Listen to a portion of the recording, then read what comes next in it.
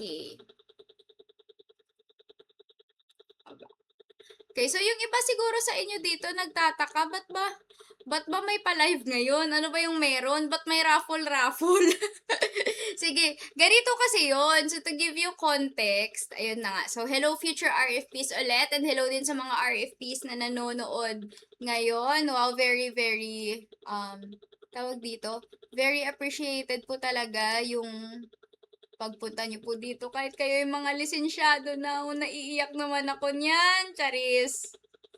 Ayun, manifesting. Hello, Ma'am Alma. Yes, ma, manifest mo na yan.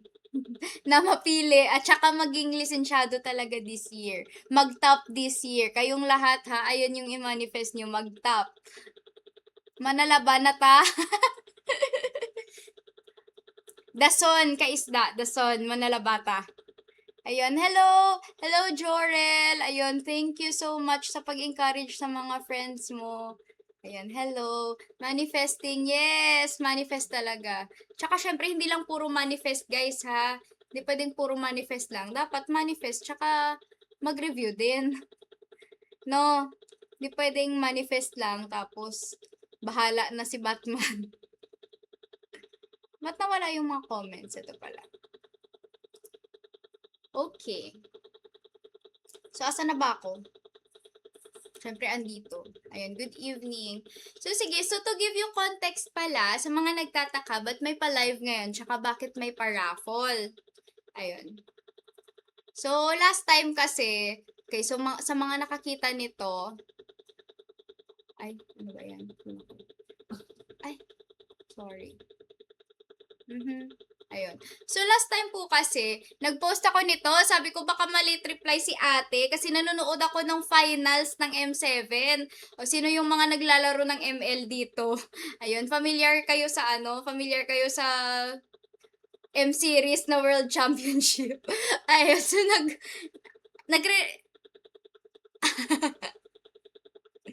Ayun.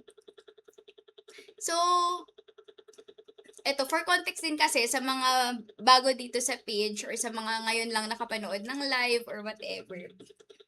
So, kahit kasi nagpapa-review ako, kahit kasi hindi enrolled sa layag, pag may nag-PPM, may tinatanong, so sumasagot talaga ako. So, any time of the day. Unless, syempre, hindi ako online, di ba?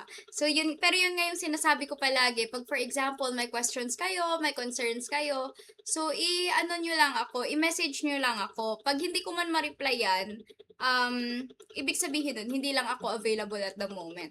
Pero pag nakapag-open ako, re-replyan at re-replyan ko yan. So, minsan naman, pasensya na, may iba sigurong nagme-message na hindi ko talaga nakikita. Kasi, makikita ko na lang after ilang months, pag may convo kami ulit, may tanong pala to last time. So, please, pag hindi ko na-replyan ng mga 3 days siguro, kulitin niyo ulit ako. Kasi, ewan ko ba, minsan may finifilter ata siguro si, ayun, si Lolo Mets, may finifilter o ewan ko, ano yung nangyayari doon. Basta may times talaga na kailangan mo manumanuhin para makita or kailangan mag-message ulit para mag-pop up siya. So, apologies guys. Ayun.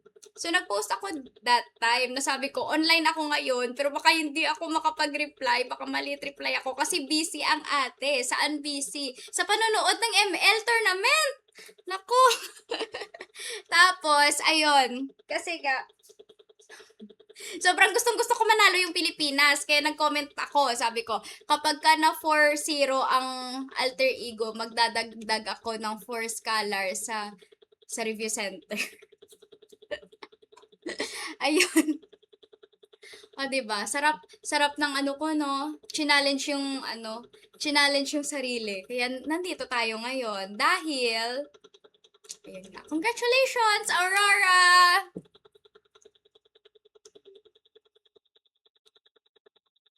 Kita pa ba ako? Kung nakikita yung sarili ko? ay, hindi pala to. Mali. Ayun. So, congratulations, Aurora. Wow. Ayun, sa mga maano ngayon, ha. Sa mga mapipili ngayong gabi, wag kayong thank you, ate. Thank you, ate. Thank you, Aurora. Kasi pag hindi niya na 4-0, walang pa raffle sana ngayon. Charis. Congrats naman tayo sa kanila, guys. Ayun. Congrats tayo sa kanila. Congrats!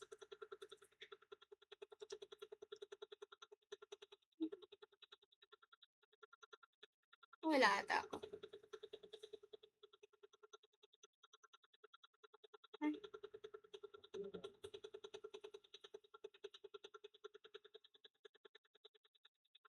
nawala ba ako? Nandyan pa ako. Hindi ko na makita yung live dito sa part 2. Kaya,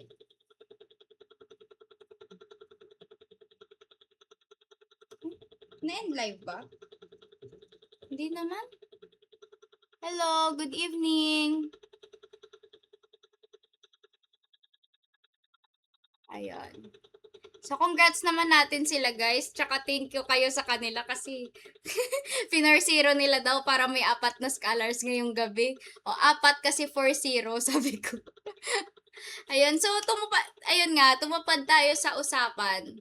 Ayun, ayun, thank you, Rora. Tag nyo naman sila, Charis. Ayun, as promised, ayun, ito na yung video natin kung saan tayo nagpamigay. Ayun, sabi ko, as promised, ayun, sabi ko, 4 kasi 4-0. O, pag hindi 4-0, edi hindi 4. Charis. Ayun. Sayang, TLPH sana. Okay, okay lang yun kahit ano. Basta Pilipinas pa rin. Hanggang M100. Charis. Ayun. So, for clarification pala guys ha, naglagay tayo dito ng qualifications. So, for you to qualify na maging lucky winner for tonight, so dapat you are not enrolled in Layag Review Center or in any other review center. So, para lang mabigyan natin ng chance din yung iba na wala pang review center pero gustong gustong makapag-review. So, pero may nakita kasi ako, may mga sumasali din talaga na enrolled sa Layag. So, to clarify lang guys, if ever man, sinali ko na lang din yung names nila sa Wheel of Names ha. Pero if ever man na you are already enrolled sa Layag, at mapili yung pangalan mo ngayong gabi, so we don't do refund. So, hindi ma-refund yung binayad nyo or if you already reserved a slot, so hindi pwedeng makancel yon at makonsider as free. So yung gagawin na lang, be a blessing to your classmates, be a blessing to your friends, yung mapanalunan nyo ngayong gabi, i-refer nyo na lang sa kanila. Ayos ba yon? Ayun, para mas marami po tayong ma-reach out. Kasi kayo, kumbaga, kayo, may slot na kayo. So, yung mapanalunan yung slot ngayong gabi, ibigay natin sa iba. Ayos ba yon? Hello, good evening. Manifesting na makapasa lahat dito, mga kasamahan ko na nag-review. Yes, manifesting. Thank you so much. Pag-pray talaga natin yan. Ayun, ayos ba sa inyo? Pa-comment naman kung agree kayo. Yes. Ayun. So, sige. Pa-comment naman guys kung agree kayo ha. Yung basta yun yung ano natin. Kung enrolled ka na sa Layag, ayun, tapos na po ba yung raffle? Hindi pa po. May raffle tayo ngayon, tapos may Q&A sessions din tayo. Para sulit naman, 'di ba? Para manalo o hindi, paldo pa rin dahil maraming natutunang bago ngayong gabi. Ma'am, si galawan ko si Edward. Pakita nga ng galawang Edward.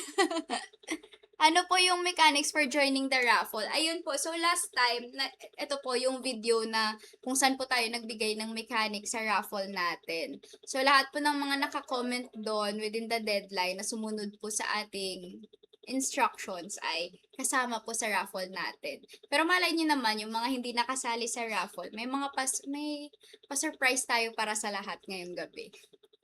Ayun. Ayun, sa mga may inquiries pala about Layag Review Center, so PM nyo lang po ako dito sa Facebook.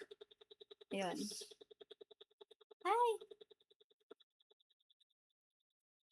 Ayun, magpalista po sa raffle. Naku, tapos na po kasi yung wheel something. Ayun, how to join. So, sa layag po kung how to join, PM nyo lang po ako. Online, yes, online po yung review natin. Okay. Sige. So, ayun na nga. Sige.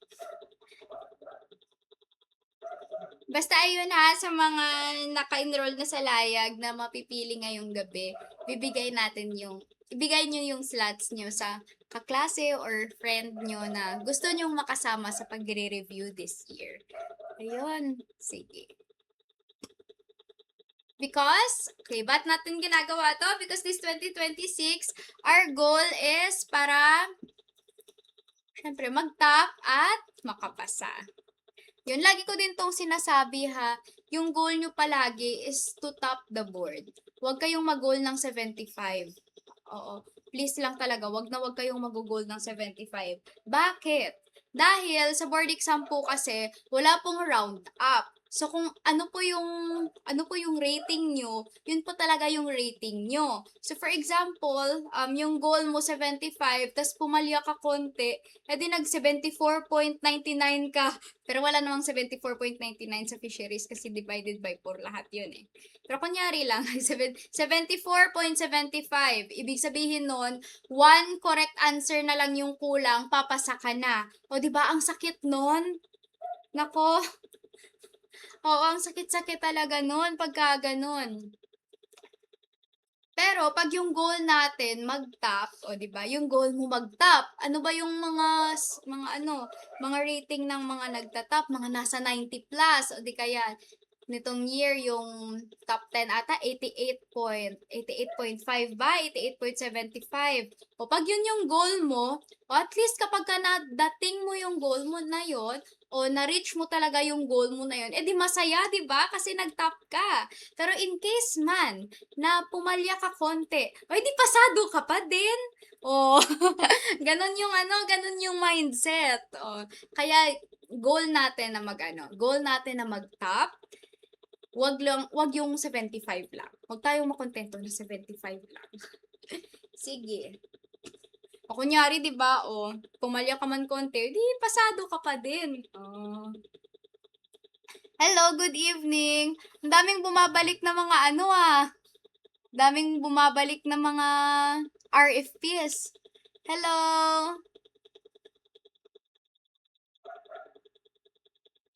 Sige ma'am, anong gusto mong hero? Lapu-lapu, Arlot. Lapu-lapu na isda, pwede ba yon? Siya, sige. Okay, so sabi ko nga, imbes na magpa-live tayo for the sake of raffle lang ngayong gabi, so sabayan na lang din natin ng Q&A session, o 'di ba? Gusto niyo ba 'yon? Ayun. So first, mag-start na lang tayo sa aquaculture. Okay, pa-share naman ng mga live guys ha. Ay, pa-share ng live guys ha. Para makita din ng iba yung mga kakilalang magte-take ng board exam this year. Okay, dito na tayo sa first question. Oh, yan ang gusto ko, mag-top 1. Yes! Yan talaga dapat yung goal. Okay, question number 1. Okay?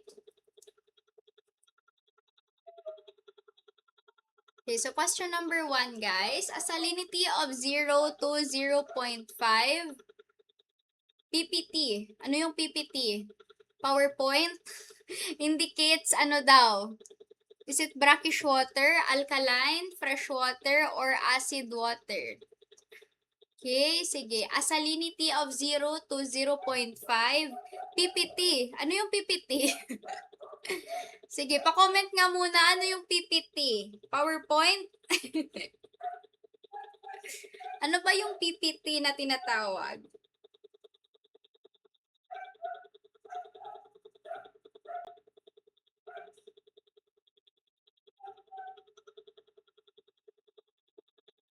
Ano yung PPT? Ayun. parts per thousand. Sa mga ano daw, sa mga fish farmer, lalo sa mga extension workers and fish farmers, yung language na ginagamit daw nila para mas madaling maintindihan kung ano yung PPT, parts per tabo. Ayun, parts per tabo daw. Kasi yung isang tabo daw, 1 liter. Ayun.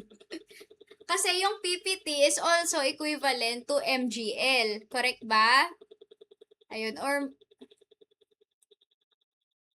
sige, pa-comment nga kung agree kayo, yung PPT daw, equivalent siya sa MGL. Ayun. Tapos yung tabo daw, 1 litro. Kaya parts per tabo. Okay, so correct po tayo dyan. Ang answer po natin dito ay letter C, fresh water. Okay? Pagka sinabi naman pong brackish water, ano naman po yung range ng salinity?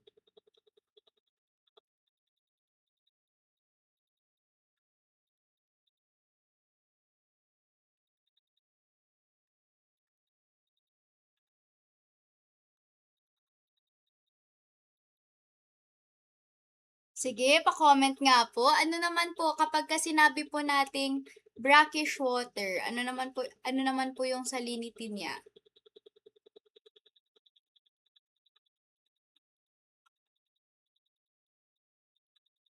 Megaloto, ano po yung MGL? Milligrams per liter po. Ayun. MGL, milligrams per liter. Hindi ako makasulat ng maayos. Ay, ako.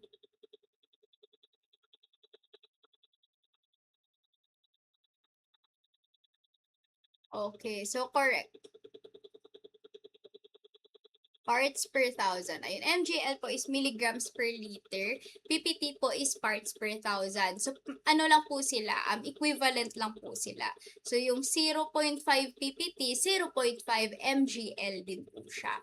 Kaya po yung ginagamit ng mga extension workers when they communicate with farmers, sinasabi nila yung PPT daw, pwedeng para mas madaling tandaan lang, parts per tabo. Kasi yung isang tabo daw, 1 liter. Ganon. Okay, so kapag ka brackish naman, nandun naman po tayo. Basta mag more than, okay? Basta mag more than na po sa 0.5 PPT, that's already considered po na brackish. Okay, and up to 30, correct po. Kapag ka ano naman, kapag ka alkaline water naman, ano ibig sabihin nun? Alkaline water.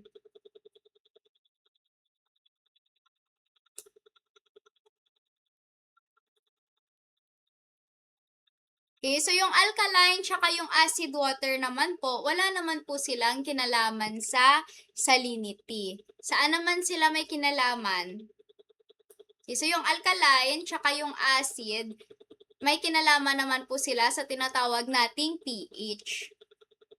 Okay, pH. pH. Opo. Sige, pag mataas yung pH, acid ba yon or alkaline?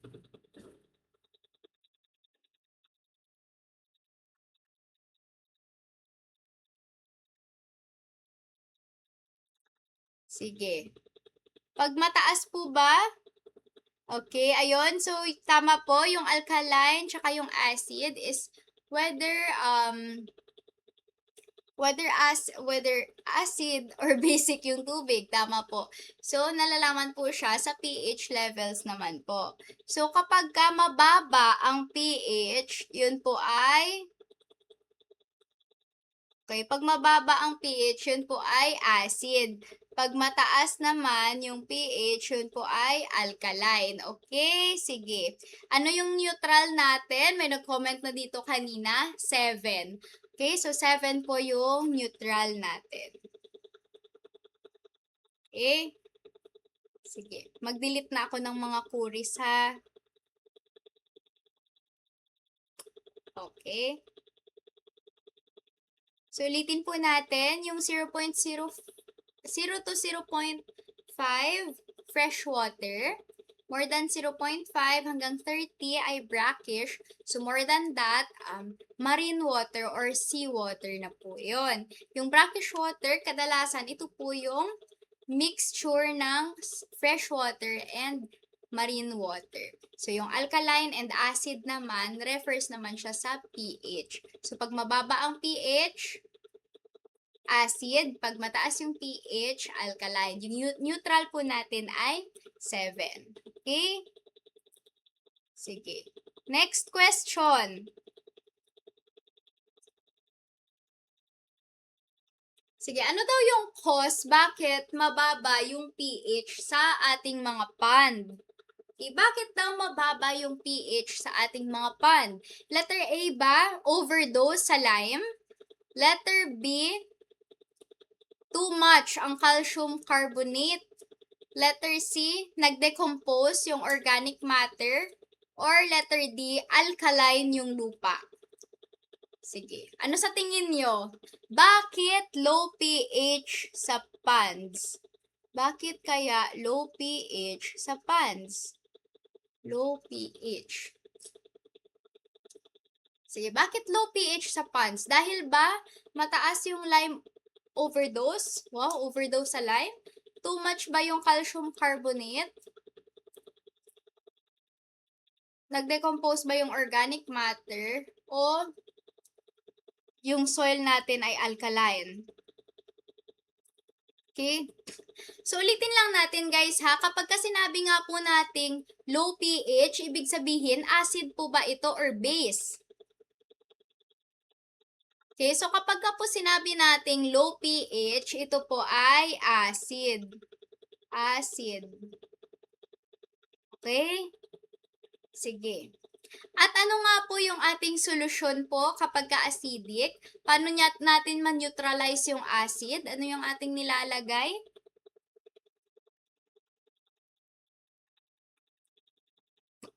Okay, so kapag para po man-neutralize natin yung acid, yung nilalagay po natin ay lime or apog. So, ito po, X na po siya. Hindi na po pwede yung letter A kasi nga po ito po ay nagpapa-high pH.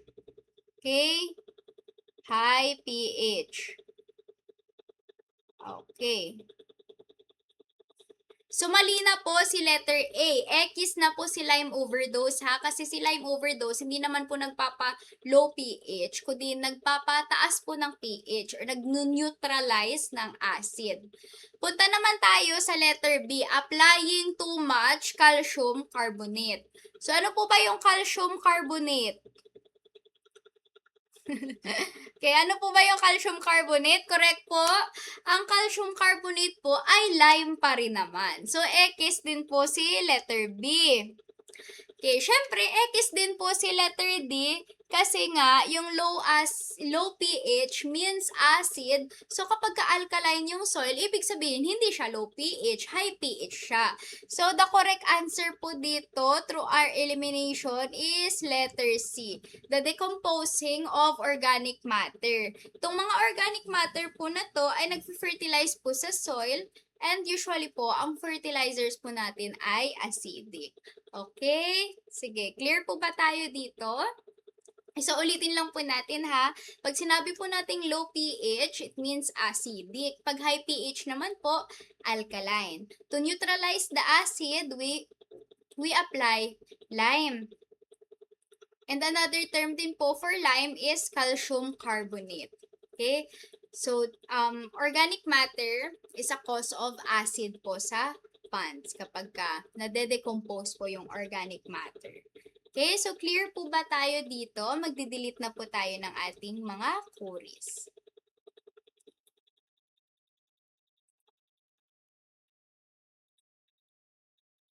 Ay, hindi naman pala nadadala. Okay, next question po tayo. Sige. Okay, next question po tayo. So, may isang feed meal uses a formulation using 25% fish meal, 20% soybean meal, 30% rice bran, and 25% corn. So, which among these ingredients contributes most to protein content? So is it letter A, rice bran, letter B, corn, letter C, fish meal, or letter D, soy meal? Okay? So pa-comment nga po ng inyong mga answers, letter A, letter B, letter C, or letter D. Is it rice bran, corn, fish meal, or soybean meal?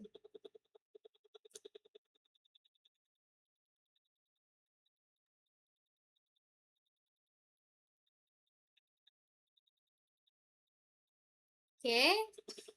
Okay, so iba-iba yung ating mga answers, no? So, tandaan po natin na sa feed formulation, sa basic feed formulation, may dalawa pong kino-consider natin. Ito po yung tinatawag na energy source at yung protein source. Okay, energy and protein source. Okay. Energy source. Okay, so na-classify po siya sa dalawa. Energy, tsaka protein.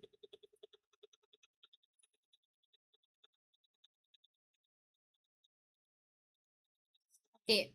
So, sa apat po na to, alin po dito yung ating energy source at alin naman po dito yung ating protein source?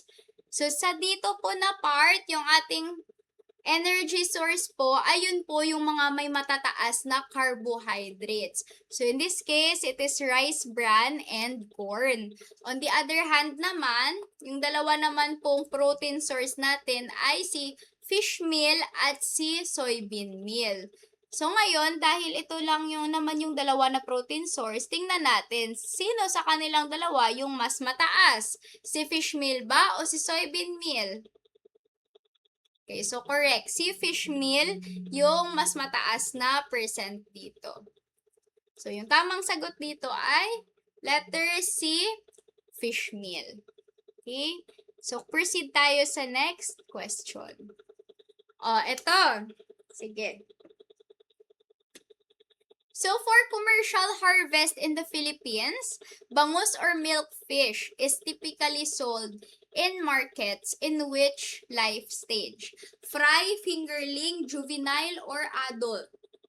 So, yung bangus daw na binebenta sa ating mga markets, yung nakikita nyo sa market o yung nilalako ng kapitbahay nyo na bangus, so, nasa anong stage na daw yun ang buhay niya?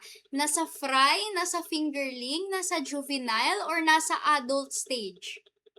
Sige pa, comment nga. Sige pa, comment nga po. Ano na kaya yung mga yon? Sila po ba ay fry, fingerling, juvenile, or adults? Sige, so bago pala yon, yung scientific name ng ating bangus, ano nga po? Ayun, Chanos chanos. Chanos chanos yung scientific name ng bangus. And it is also known as the national fish of the Philippines. Tandaan nyo po yan ha, national fish of the Philippines po yung bangus. Tapos, ano pa ba yung alam natin tungkol sa bangus? Ala, magbasa kayo ng bangus roadmap guys ha. Magbasa kayo ng bangus roadmap. Sige, top producer po natin ng bangus, Region 1 or Ilocos Region, particularly anong province? Pangasinan. Okay? Sige.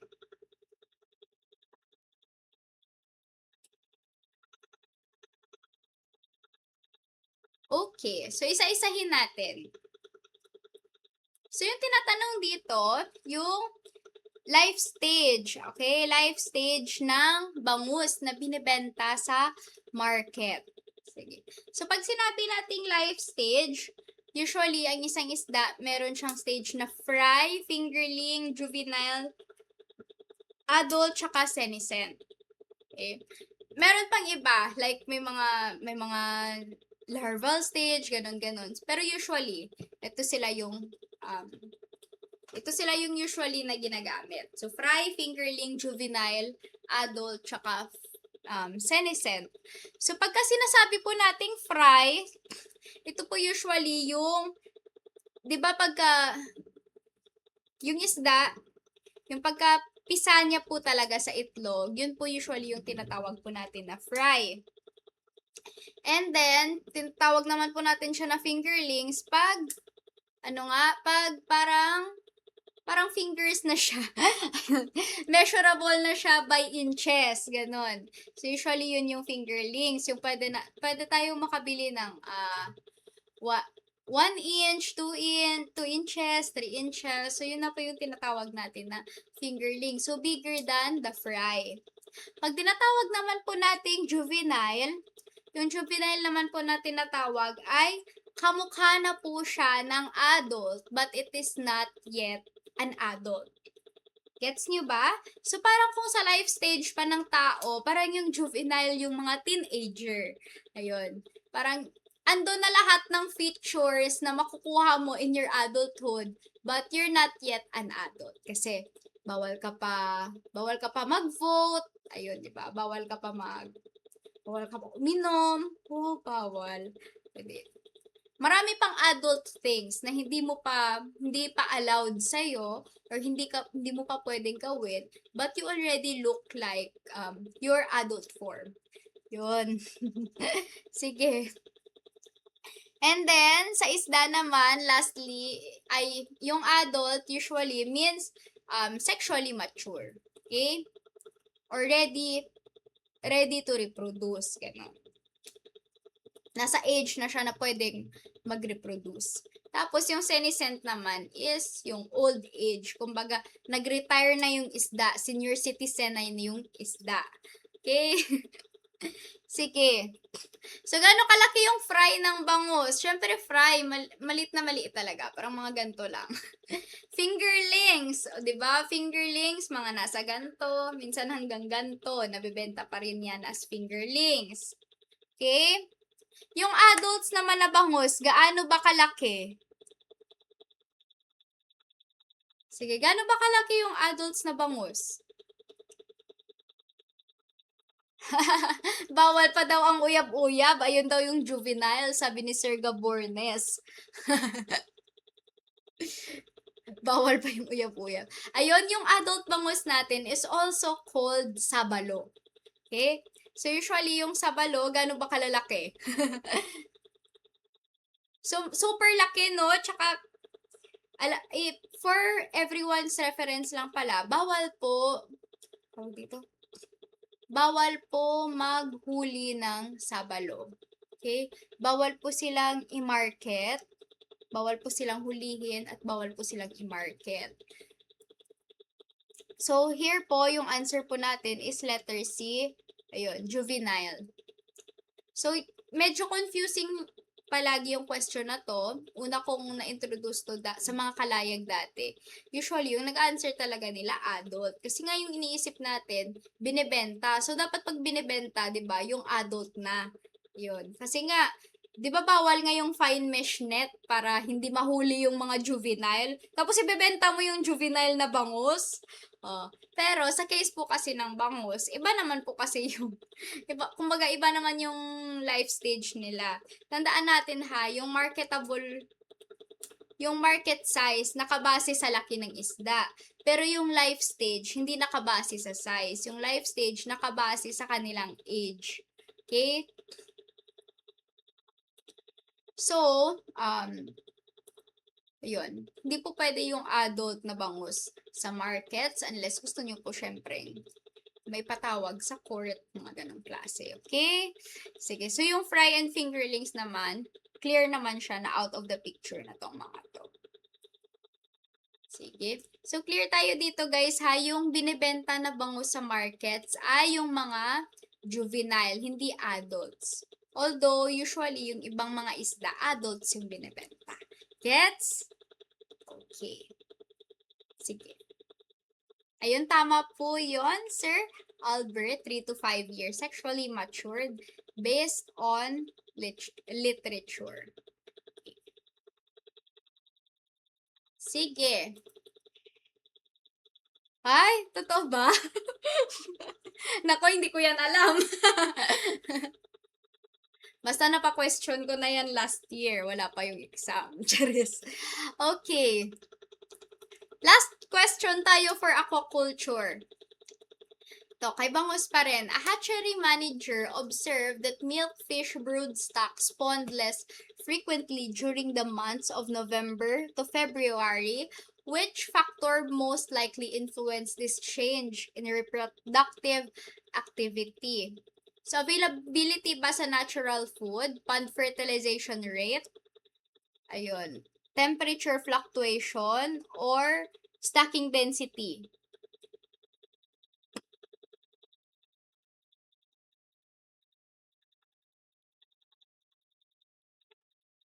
Sige, bakit kaya? Ang haba ng question, no? So, na-notice daw nung manager sa months daw ng November to February, kumukonte yung na-spawn ng milkfish broodstock niya. So, ano nga yung broodstock? Kapag sinasabi nating broodstock, ito yung mga adult na isda na ginagamit for breeding, for the purpose of breeding. Okay?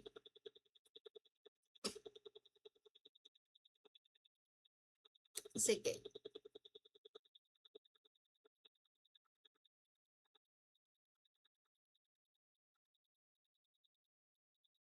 Okay. So, yung keyword lang natin dito, bakit sila naglagay ng months na November to February? Okay? So, usually, yung November to February, ano ba yon? Malamig o mainit?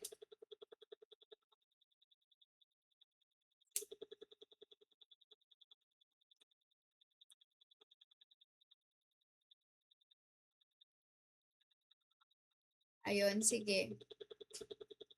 Yun. So, ang answer po natin dito ay letter C, temperature fluctuations. So, pwede po natin kasing ma-ekis na po agad si stocking density kasi hindi naman binago ni hatchery manager yung stocking density ng kanyang facility, ng kanyang tank. Okay? So, yung pond fertilization rate, di naman gaano. Availability of natural food, naka-hatchery nga So, ibig sabihin, pwede niya namang bigyan ng commercial feeds, ba diba? So, yung main reason po talaga dito ay temperature fluctuations. So, sa bangus po kasi, hindi po sila mahilig po mag-mate kapag malamig. Baliktad po sila. Mas mahilig po sila mag-mate pagka mainit po yung temperature. Okay, sige.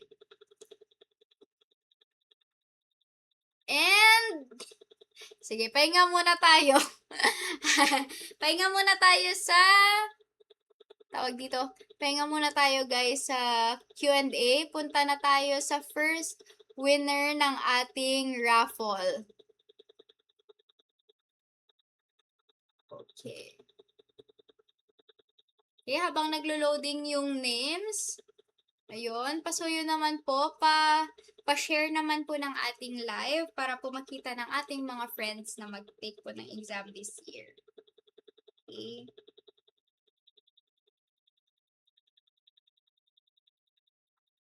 Sige. Kita na po ba yung live po natin? Uy, sino kaya yung first winner for tonight? Sige, mag-manifest na kayo. Uy. Sino kaya ang unang papalarin ngayong gabi?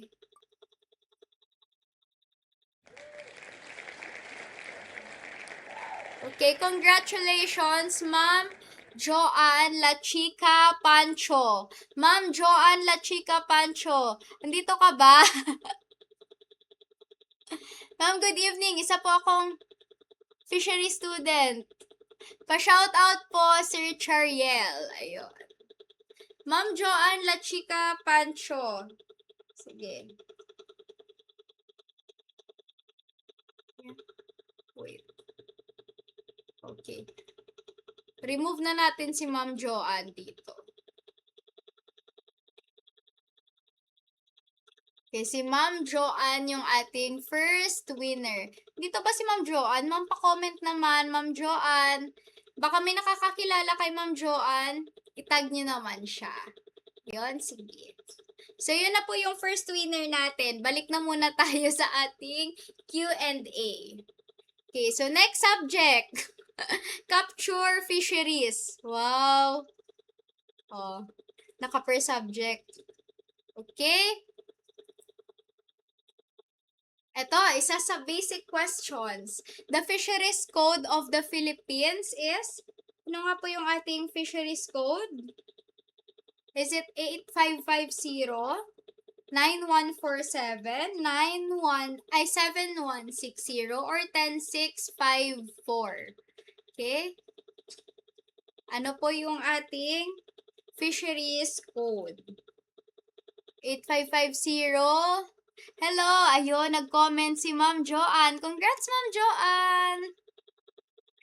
8550, 9147, 7160, or letter D, RA 10654. Sige.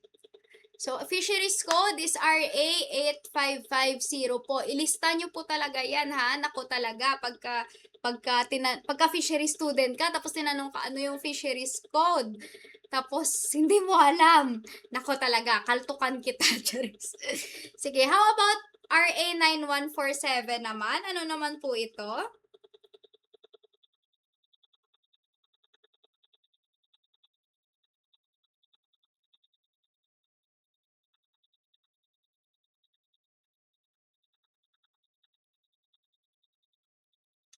Okay, 9147, ano naman po ito? Yung batas na to? Okay, so RA 9147 naman po is wildlife. Okay? Wildlife. Wildlife conservation. Ayun, Wildlife Protection and Conservation Act.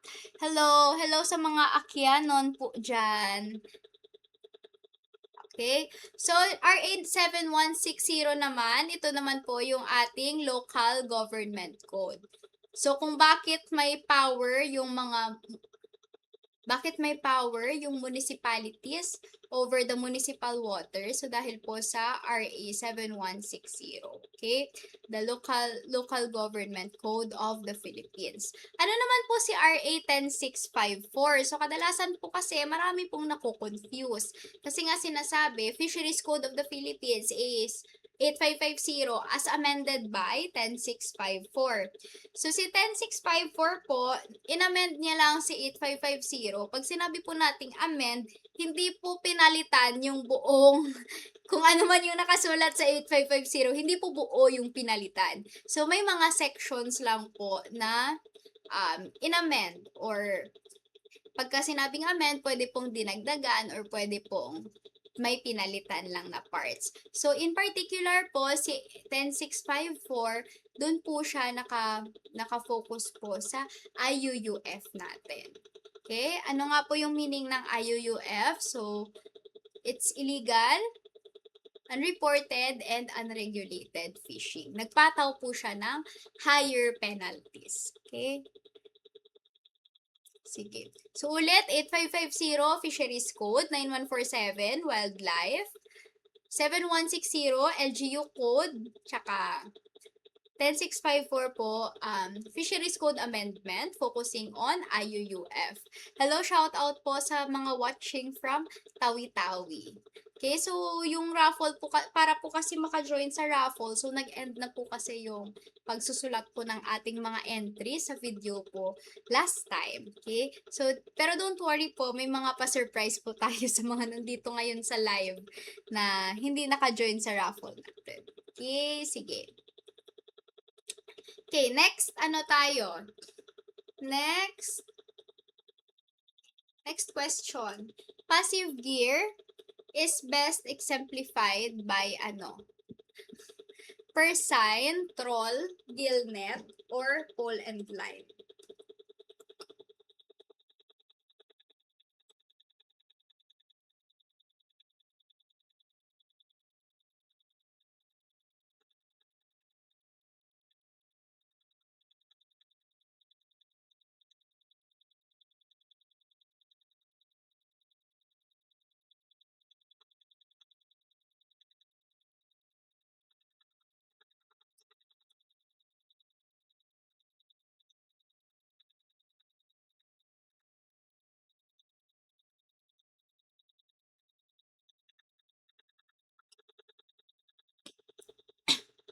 Hello po sa mga watching from, ayun, Bohol. Okay?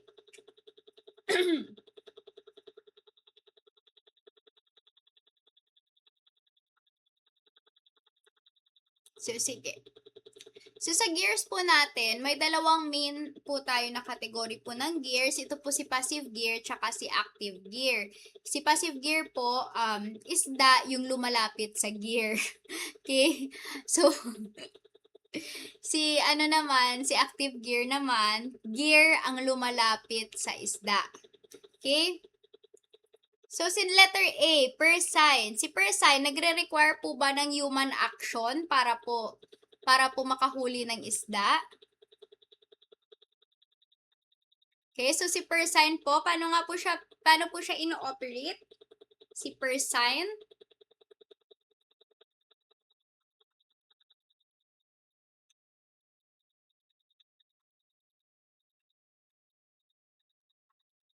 Ay, so tinatapon po para po mapalibutan po yung mga schools of fish. Si troll naman po, dinadrag. Okay? So pareho po silang kailangan po ng human action para po makahuli ng isda. How about naman po si gillnet? Paano naman po siya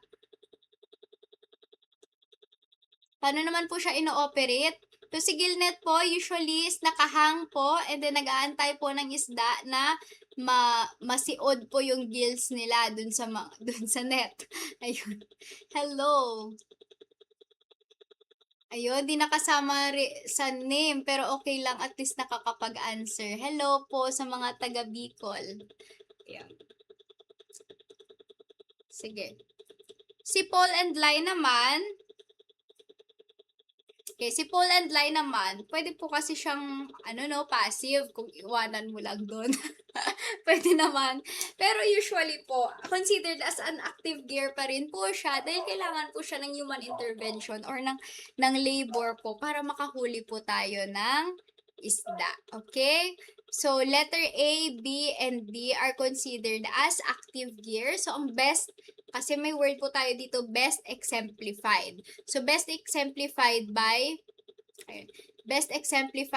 a gillnet po. Okay? Correct? Sige.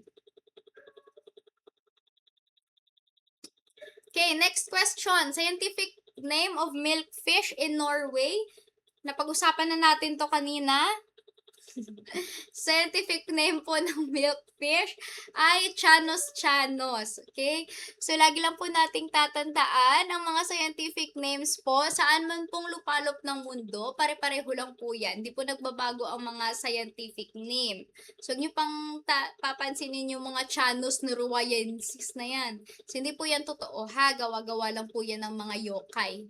Okay? So, kasi yung pinaka-purpose nga ng scientific name para saan man tayo sa mundo, nagkakaintindihan po tayo kung anong species po yung tinutukoy natin. Kumpara po na gumagamit po tayo ng English name or local name na iba-iba po sa buong bansa. Okay, so ayun. Chanos chanos. Anywhere in the world, chanos chanos yung milkfish. Okay, next. IUU fishing includes all except. IUU means, illegal, unreported, and unregulated fishing. So, except, daw? Is it letter A? So, fishing without authorization. Without authorization. So, ibig sabihin, wala kang lisensya, hindi ka registered. So, shout out pala sa mga registered fisher folks natin dyan. Marami sila dito, oh. Mga registered fisher folks na din dito. Nakiki-join din sa ating live. Magte-take din ng exam this year. Okay. So, without authorization, ibig sabihin, nangingista ka na wala kang papeles. So, in that part pa lang, that is already hindi lang illegal, that's also unregulated. And syempre, dahil wala namang nakakaalam na nangingisda ka pala, you would also not be able to report it. Sige. Letter B, misreporting. So, papasok po siya sa unreported. And then, syempre, fishing that contravenes with conservation measures. So, sa word pa lang po na contravenes, ibig sabihin, kinokontra niya po yung batas or kinokontra niya kung ano yung sinabi ng mga nasa authority. So, that is illegal. So, the correct answer here is letter C, fishing in compliance with national quotas. So, hindi po siya IUUF, bagkus ikaw po ay isang masunuring bata. Okay? Sige. Next! Medyo binibilisan natin. Para makadraw na tayo ng next winner sa raffle. Okay, so which gear has low selectivity and is likely to catch juveniles? Ano yung gear dito na low selectivity? May fish trap ba? Troll, hook and line, or fish cage? Kaya ano una nating i-eliminate? Okay, eliminate na natin si fish cage. Kasi si fish cage, hindi naman po siya gear. Siya po ay isang aquaculture facility. Okay? Sige, so ano ba? Fish trap, troll, or hook and line?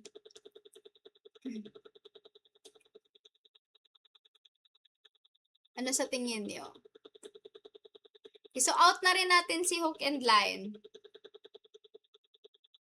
Out na natin si hook and line kasi usually pagka hook and line, siya po yung pinaka-selective. Napipili mo po kung sino yung gusto mong sino yung gusto mong patukain sa iyong paon. Pain pala, pain. Sorry ha. Sorry, hindi Tagalog yung ate. Sino yung gusto mong patukain sa iyong pain? Ayun. So, between letter A and letter B, sino po yung sino po ba yung mas malaki yung chance na nakakahuli ng juveniles? Okay, so answer po dito is letter B po, troll. Kasi nga po, yung troll, magdadrag po tayo sa ilalim. So, marami po talagang, kahit sino po na nandyan, makukuha po ni troll. So, siya po yung may pinaka low selectivity according, based lang po sa mga choices na nandito. So, pro tip pala sa board exam ha. For example, may tanong, anong tanong ba? Sige, kunyari, may tanong, tapos may alam ka talaga na sagot, tapos yung sagot na alam mo, wala dun sa choices. Okay, so what you would do is you choose the best answer. Okay, so wag hanapin yung wala. Wag niyong sabihin na, ano ba yan? Mali siguro yung gawa ng PRC. Hindi yan mali. Okay, ganyan talaga yan. Pao naman talaga. Ganon talaga sa atin eh. Pao, no? Ayun, so letter B. Okay, so second winner na tayo. Sige. So, naglo-loading yung ating wheel. Sige, pa-share naman po ng live at patag naman po ng mga friends nyo na nag-join sa ating raffle draw. Sige, next na mananalo. Sino kaya? Sino kaya yung next na mananalo? Uy, Ira Mea Tizuela. Hello, Ma'am Ira. Nandito ka ba? Pakita ka naman, Ma'am. Pa-comment naman, Ma'am, kung nandito ka. Congratulations, Ma'am Ira.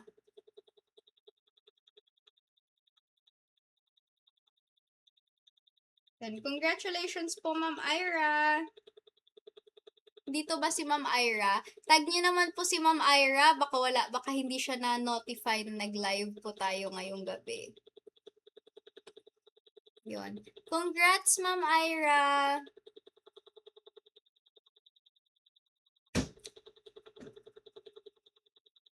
Opo, congrats po sa mga mananalo. Tsaka thank you, Aurora. Okay. Wala ata si Ma'am Ira dito ngayon.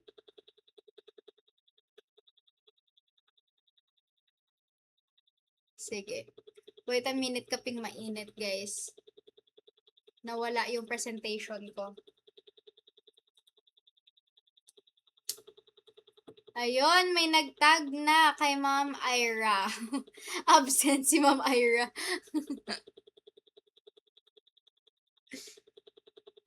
Ba't walang excuse letter? Charis. Ay. Sige. Saan na ba tayo?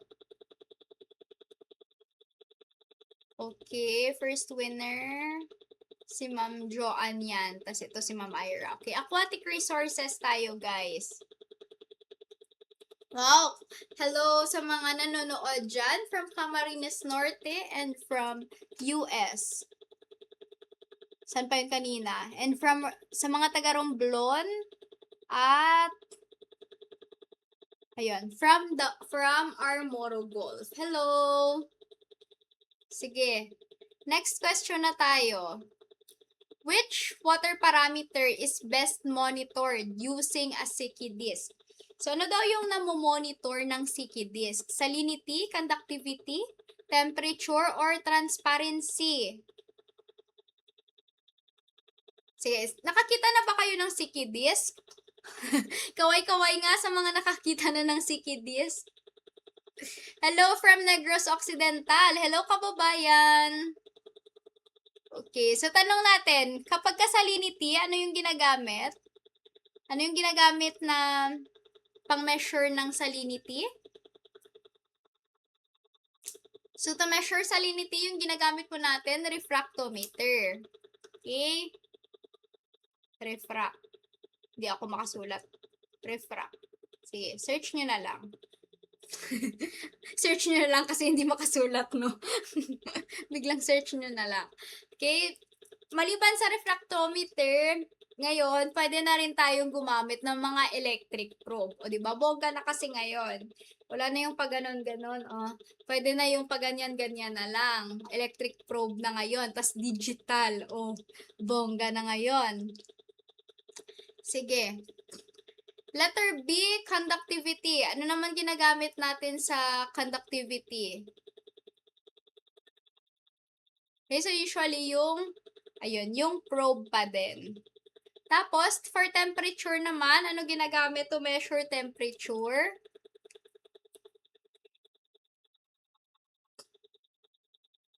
Sige, to measure temperature, yung ginagamit po natin ay thermometer. Okay, so question, ayun, pagka wala tayong refractometer, wala tayong any sort of device, what's the practical method? Ayun, tama po yung sinabi. Dilameter, ayun, or the taste test, no? And pwede din yung parts per tabo method. So, kuha po kayo ng sample ng tubig, lagay nyo po sa 1 liter, patuyuan nyo po, tapos timbangin nyo yung natirang asin. Pwede po yun. Okay? Pero yung pinakamabilis, pero hindi nga lang siya accurate, yung dilameter. Sige, oo, meron na ngayon, nakasama siya sa diometer. Correct po yan. Okay? Tilawmeter. Okay, for temperature naman, if we don't have a thermometer, what could we do? Eto, ano to ha, hindi kailangang exact ha, or hindi kailangang mag-generate ng exact results. Kumbaga, what's your option lang? What's your option if you don't have a thermometer? So, you could use your sense of touch. Okay? Yung Siko disk naman is an alternative to our Seki disk if we don't have one. So, yung pwede natin gamitin is Siko disk. So, transparency yung kanilang mini-measure. Okay, next question. Which of the following ay hindi crustacean? So, saan daw dito yung hindi crustacean? Crab, shrimp, squid, or lobster? Oh, sige. Letter A, crab. Letter B, shrimp. Letter C, squid. Or letter D, lobster? Sige, habang nag-aantay ako sa mga sagot nyo, shout out muna sa mga taga Sorsogon. Tsaka sa natatabunan yung ibang comments tapos hindi na ma-scroll up. Awan ko ba bakit. Sige. Okay, so one of the basic questions din ito ha, yung crab, shrimp, at saka lobster, sila po ay mga crustaceans. Ano naman si squid? Anong klaseng Anong klaseng hayop naman 'to? So, si squid po ay isang, mollusk, okay? Si squid po ay isang mollusk. So, maniniwala ba kayo do'n? Si squid mollusk, 'di ba yung mga mollusk dapat may shell? O, ano yung common example ng mga mollusk, 'di ba? Yung ating tahong, yung ating talaba. Ba't nasama dun si ano? Ba't nasama dun si squid? Okay, so si squid po kasi ay isa pong cephalopod or under po siya sa tinatawag po na mga shellless mollusk. Sila po yung mga mollusk na walang shell. May tatlong klase po kasi ng mollusk.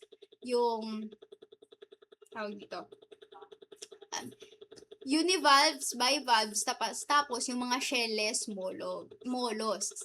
Pag sinabing univalve, syempre, iisa lang yung shell. Kagaya ng bagungon or telescopium. Basta yung mga iisa lang talaga yung shell nila. Tapos, yung mga bivalves naman, syempre, bivalves, magkapares po yan. May taas, may baba, ganun. Okay, so kagaya ng mga tahong at talaba. And then, shellless mollusk, ayun po, yung mga squid. O yung mga example niya. Hello. Yung shokoy naman, ewan ko, ano yun? Mamal siguro yun, no? Sige. Okay. Next question. Which of the following is an endemic fish species in the Philippines? So, sino daw sa mga to yung endemic na fish species? Okay, so si Sardinella tawilis, si Dugong-dugon, Chanus-chanus, or si Saroterodon melanotheron. So, bago natin sagutan, discuss muna natin, kapag sinabi po nating endemic, ibig sabihin, dyan lang sa lugar na yan makikita. Parang exclusive, okay?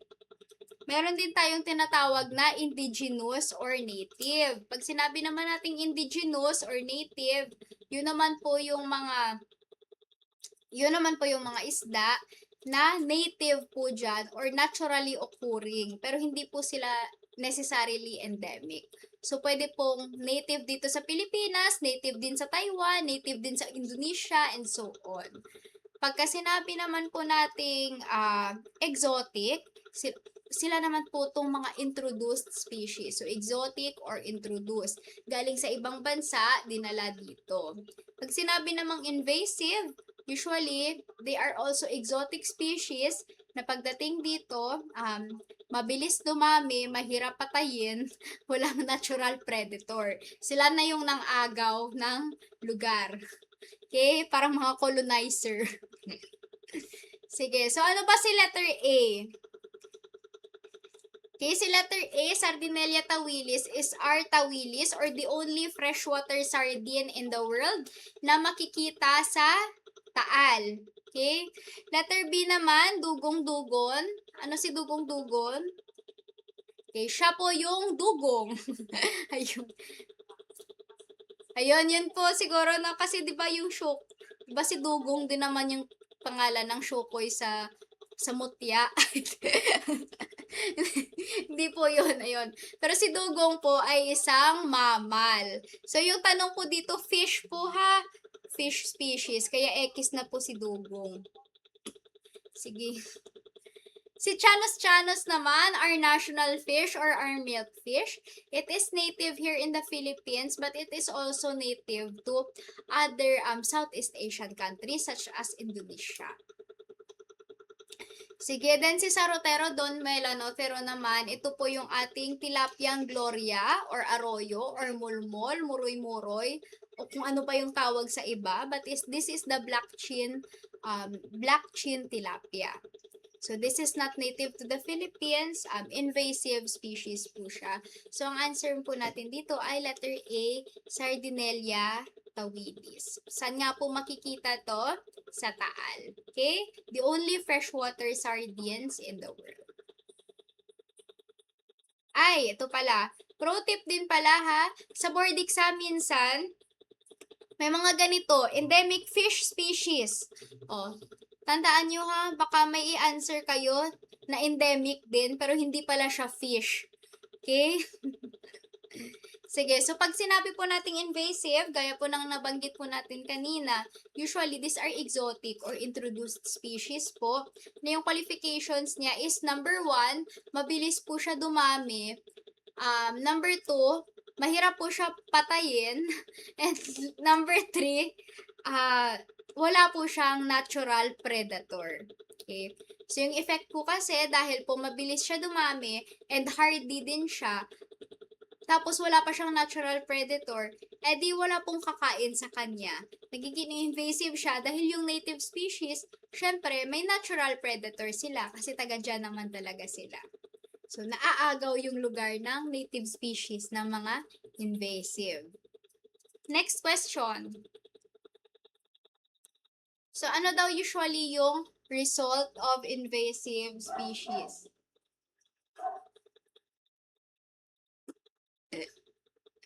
Sige.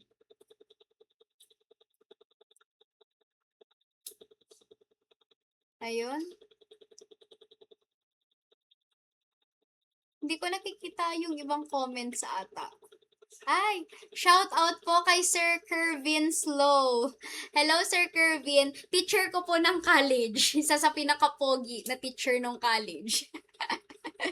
Correct po. Remove dugong-dugong kanina talaga kasi mammals. Fish lang yung tinatanong. Yan yung sinasabi ko sa inyo. Baka mag-answer kayo ng mga, eto kasi endemic naman ako. Fish nga eh. Charis.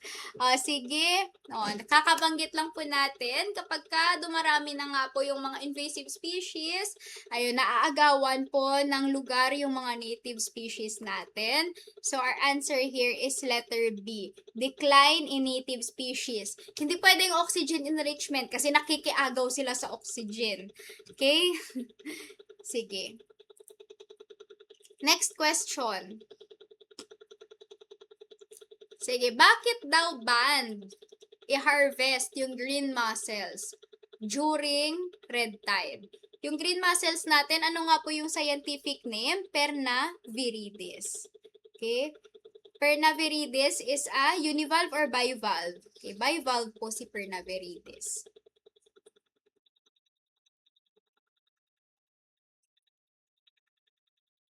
Okay. Dahil ba kumakain sila ng plankton? Dahil ba filter feeder sila? Dahil hindi sila nakakagalaw, kaya bawal harvestin? Or letter D, dahil their shells hold toxins. Okay, hello Ma'am Leonie Lien. Sige. So, sige, eliminate na natin siguro si letter C. They can't move. Very clear naman na ano lang to, distractor lang siya. Siyempre, mas madaling ang harvestin pagka hindi gumagalaw, di ba? Okay. Their shells hold toxins? Yun ba yung tamang sagot? They eat plankton or are because they are filter feeders? Sige, tanggalin na din natin siguro yung ano no. Ano ba?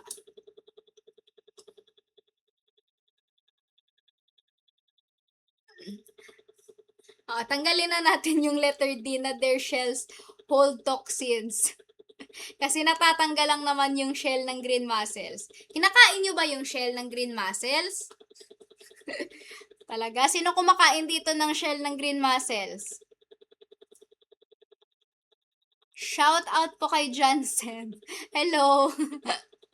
Ayun. So, hindi naman po kinakain yung shells ng green mussel. So, it's really not, hindi siya ganun kalaking bagay. Okay, so yung answer po natin dito ay letter B po, because they are filter feeders. So, kung ano po yung nasa tubig, ayun po yung kinakain din po nila. And then, napupunta po siya sa kanilang, syempre, sa kanilang meat. Yun. So, letter B po yung answer natin dito. They are filter feeders. Okay? Yes, ayun po. They ingest toxins, okay, because they are because they are filter feeders. Okay, so even though na yung mga red tide po natin ay harmful algal blooms, so hindi po correct yung answer po dito na they eat ano tawag dito? They eat plankton.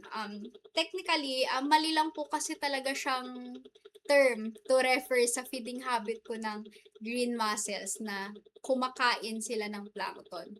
Because yung description po talaga nila is they are filter feeders. Hindi po sila literally na kumakain or tumutuka po ng lumot or whatever. Ayun. Sige. Okay? And punta na po tayo sa third winner. Sige, sino kaya yung third winner? Ayun, binagani. Ayun, minsan po kasi delayed po yung delayed yung cast ng live sa iba. Kaya, minsan nasa question number 2 na tayo yung answer ng iba, nasa question number 1. Okay lang po yan. Sige, next winner po natin ay si Ma'am Cinco Shena Bairoy.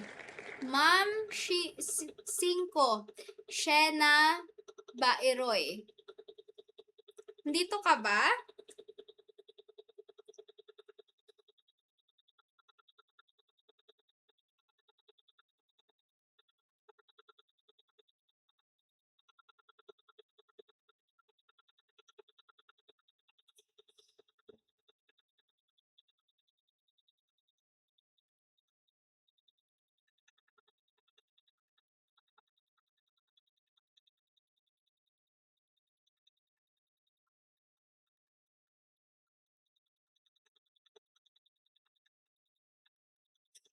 Absent na naman?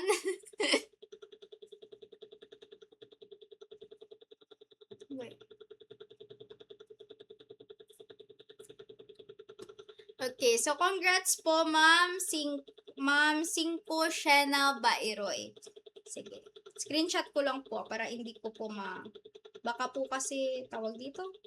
Baka kasi hindi ko na makita mamaya. Hindi ko makita. Ayun. Sige. Okay. Sige, patag na lang po si Ma'am. Patag na lang po kay Ma'am Sheena. Okay. Sige, remove na po natin siya para give chance. Hindi ako yung nagde-decide ng ruleta. Sige. Next na tayo. Okay, last subject. Para maka last winner na din. Sige, which region in the Philippines recognized as the top producer ng seaweeds? Western Visayas, BARM, Central Luzon, or Ilocos Region? Sige. So, sa seaweeds po natin, ang ating top producer ay si letter B, si BARM. Saan naman po mas kilala po si Western Visayas? Saan naman po mas nangunguna po si Western Visayas?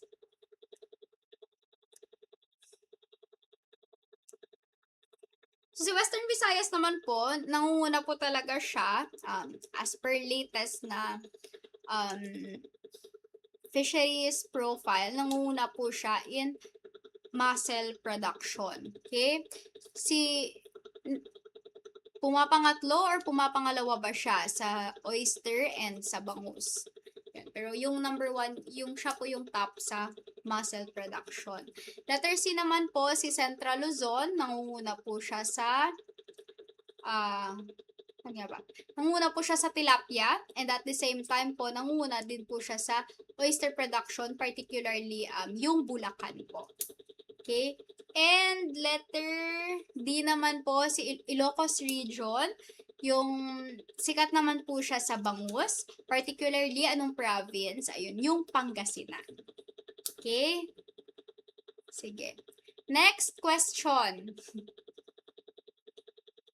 Sige, next question. In the Philippines, which area is most suitable for salt making due to high sunlight and low rainfall? Okay, sa Benguet ba sa Eastern Visayas, Western Luzon, or sa coastal area ng Samar at Leyte? Sige. So, ito na yung ating pinaka-guide. Dapat may high sunlight, tsaka low rainfall. Tsaka ano pa yung isang guide? Siyempre, dapat may dagat. Okay. Sige. Okay, so dapat may dagat. Sige. Letter A, Province of Benguet. Pwede na po nating ma-eliminate. Okay. Sige. Pwede na po nating ma-eliminate si Province of Benguet. More on mountains po siya, hindi po dagat. Sige, si Samar and Leyte po ay nasa Eastern Visayas din. So, dito pa lang halata na po, hindi na po siya yung answer. Okay? Kasi si Samar and Leyte nasa Eastern Visayas din. Anong region nga po yung Eastern Visayas? Region 8 po siya. So, sa salt making po, dapat high sunlight and low rainfall. Paano po natin ito mapipredict? Meron po tayong climate map of the Philippines. So, dapat po yung may type 1 po na weather or na may type 1 po na climate, yung may pinakamababang rainfall all year round. So, kung wala naman po tayong, kunyari, hindi talaga natin kayang sauluhin po lahat ng provinces and regions na nandun sa bawat type ng climate or yung climate type ng bawat region. Yung guide po natin, eto po, sige, bigyan ko kayo ng guide ha. Most ng mga bagyo, saan galing? Sa Pacific Ocean. Saan nakaharap yung Pacific Ocean? Sa east. Okay, so, ibig sabihin, mas malayo sa Pacific Ocean, mas mababa yung chances na umulan. Okay? So, sino yung pinaka-west? Yun. So, lagi pong nasa west po palagi yung guide natin kung saan po magandang gumawa ng asin. Okay? Sige, kaya nga 'di ba yung top salt producing region, Mimaropa, kasi kung tingnan mo sa mapa, sila yung nasa pinaka-west na banda ng Pilipinas. Particularly, 'di ba, yung Palawan nasa super west na talaga 'yon. Sige. 'Yun. Kapag wala yung Mimaropa sa choices, sino yung number 2? Si Region 1 pa rin or Ilocos Region, particularly, Pangasinan. Sige. Okay, next question. Which crab is best for crab roe production? Alin daw dito yung magandang gamitin for crab roe production? Dapat ba large claws and dark shell, narrow pointed abdomen, wide rounded abdomen, or medium-sized claws and light shell color? Crush out na ang letter D. Hindi man ay. Sige. So, kapag sinabi po nating crab roe, ibig sabihin, ano po to? Pag sinabing crab roe. Well, thank you po sa star, Sir Rogelio Laparan, RFP. So, pag sinabi po nating crab roe, ibig sabihin, ito po yung itlog or ano ba yun? Bihod. Sige.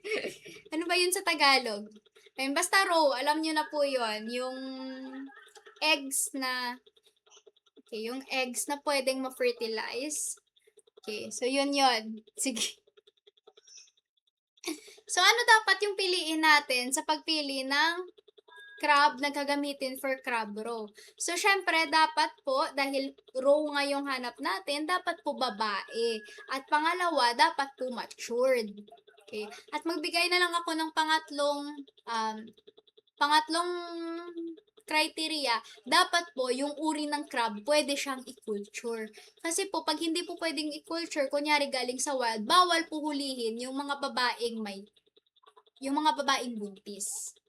Babaeng crab na buntis. Okay? Sige.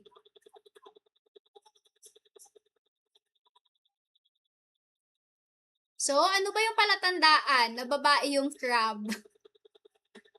Sige, so correct po. Letter C, wide rounded abdomen. Kapag narrow and pointed naman po, yan po ay male crab. Sige.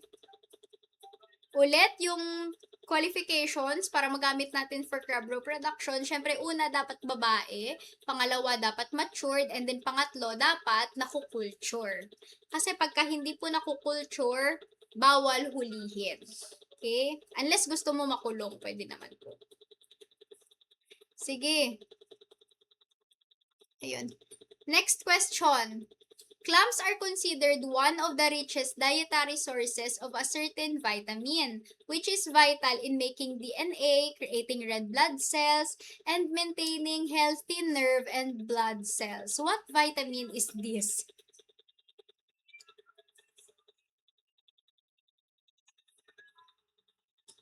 Okay, so sa part pala ng ng sinasabi nating bading na crab, ayun din naman yung sabi sa akin ng mga syempre, ng family ko dati. Bakla daw na crab. Ayun. So, pero, hindi po pala sila, hindi po pala sila bakla.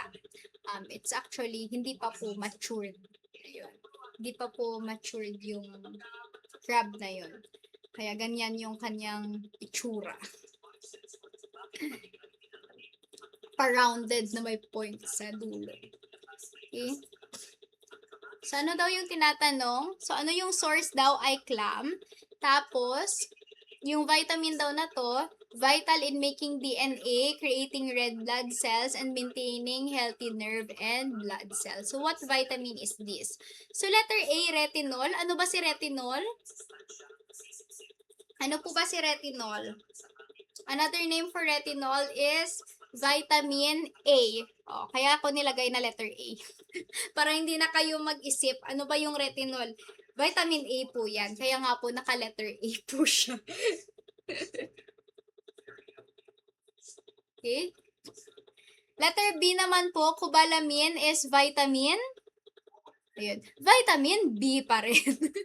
Ayun, sige. Letter C naman, ascorbic acid. Ascorbic acid is vitamin C. And letter D, calciferol is ano siya?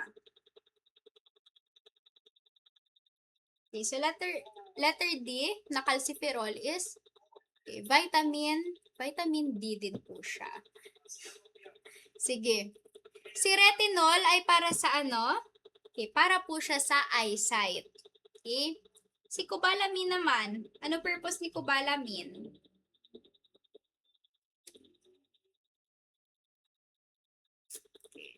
So, sige. So, si cobalamin po, yung mahalaga para sa red blood cells na synthesis.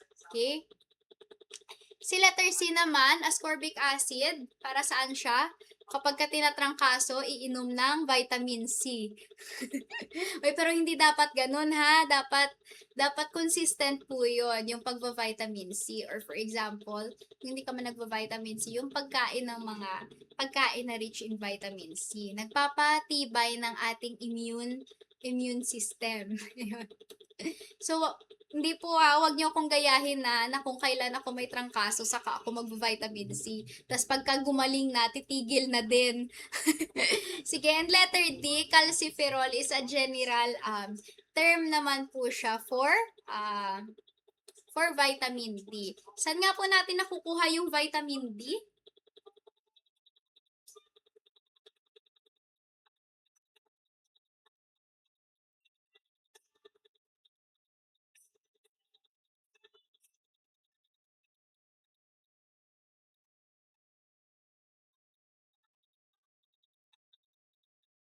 Ayun. So, correct po.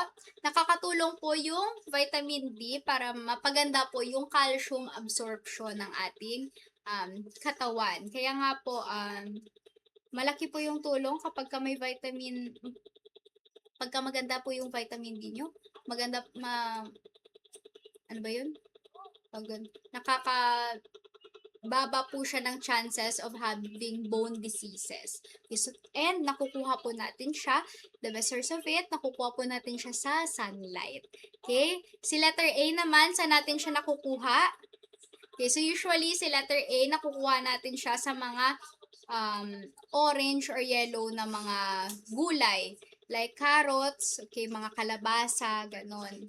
So, si letter C naman, saan naman natin nakukuha usually yung ascorbic acid? Sa mga citrus fruits naman siya. Yung mga maaasim, kalamansi, lemon, ano pa ba? Basta mga ganun. Saan naman usually nakukuha si cobalamin? Sige. Saan naman usually nakukuha si vitamin D? Maliban sa pharmacy.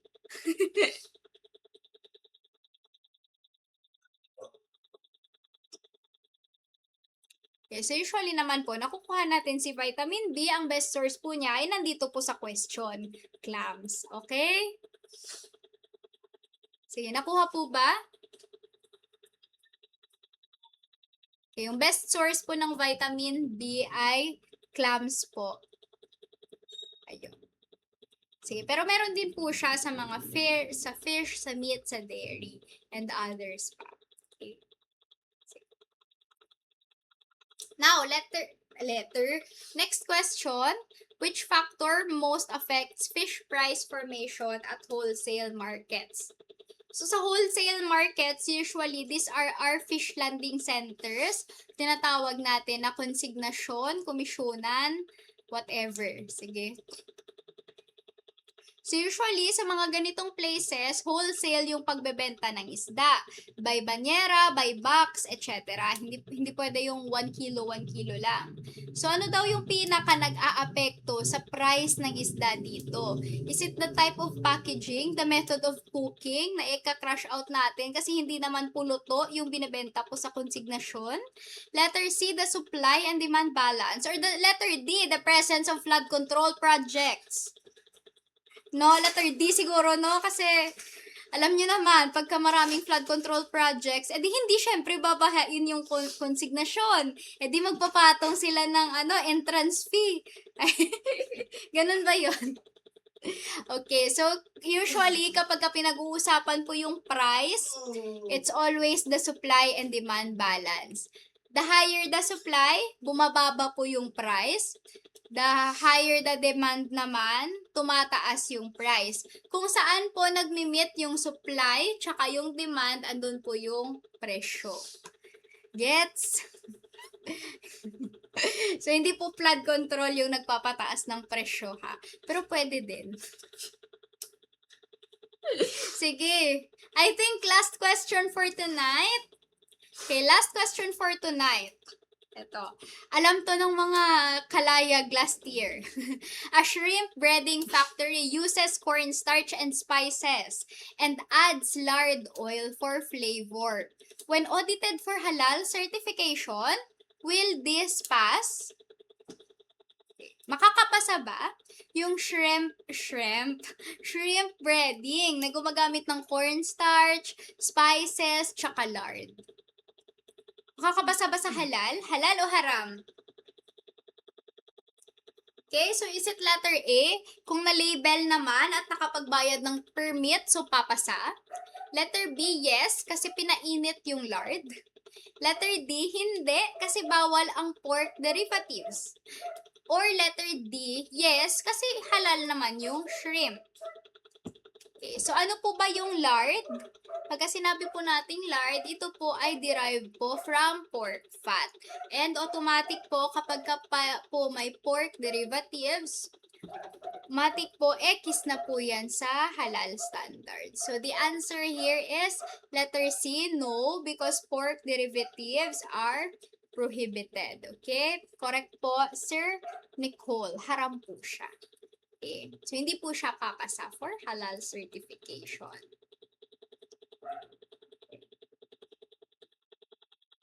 Halal pala ha, guys. Halal pala means permitted. Okay? Halal means permitted. Kaya nga po sa election, halalan. Okay? So yung iboto po natin yung mga kahalal-halal din. Charis, malayo pa pala. No? Okay, next winner. Next and last winner. Ready na ba? Okay, are you ready, guys? Wow. Sige.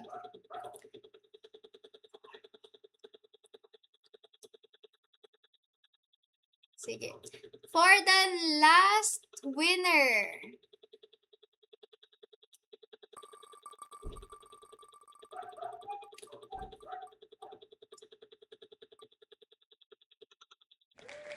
Okay, Ma'am Adeline Bordo Canoy. Ma'am Adeline Bordo Canoy. Sige.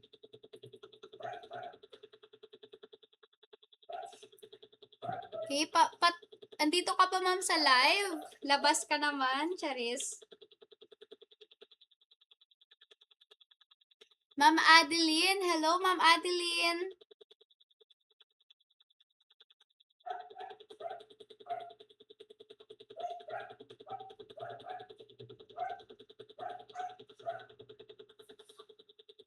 Sige. Ay. Okay. And, sige, may announcement lang pala ako. May announcement lang pala ako dahil, absent na naman si ate. Sige, may announcement lang pala ako ngayon. So, magkakaroon tayo guys ng hard copy na reviewer. Wow! Hard copy na reviewer. And may iilang copies ako na ipapamigay for free. For free. Sige, paano yung gagawin? Ay, may consolation prize. So, ito na. Ito na yung ina-announce ko ngayon. So, sige. So, sa lahat ng hindi nakasali sa raffle, screenshot nyo to ngayon, yung nanonood kayo ng live. Tapos, sige, screenshot nyo to na nanonood kayo ng live. Tapos, PM nyo ko. That would be your, that would be your entry sa ipapamigay natin na papamigay natin na hard copy. So, iilan lang yung copies. Wag nyo i-judge siya kasi siya, medyo draft ko yung design. Pero yung laman, yung laman, syempre, na-check ko yon. Pero yung pagde-design lang, wag nyo muna i-judge. Sige. Ayun. Gagawin natin yon sige, mag-announce na lang ako. Pero probably, next week. Sige, so free siya. Syempre, na lang, sagot nyo na lang yung shipping, pero gagawa natin ng paraan na lowest shipping fee yung gagawin natin. Sige, ayos ba? Sige. Ayun, may mga naka-PM na. Sige. Ayun, paldo. Sige, so kaya nyo po yan. Ayun. So, I think let us call it a night.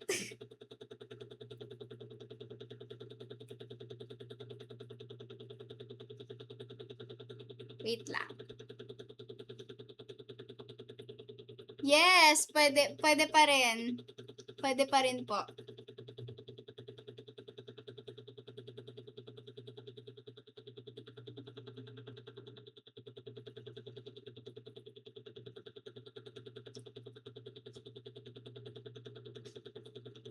Okay, sige.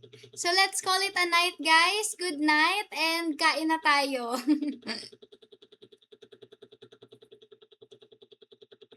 Thank you so much. Bye-bye.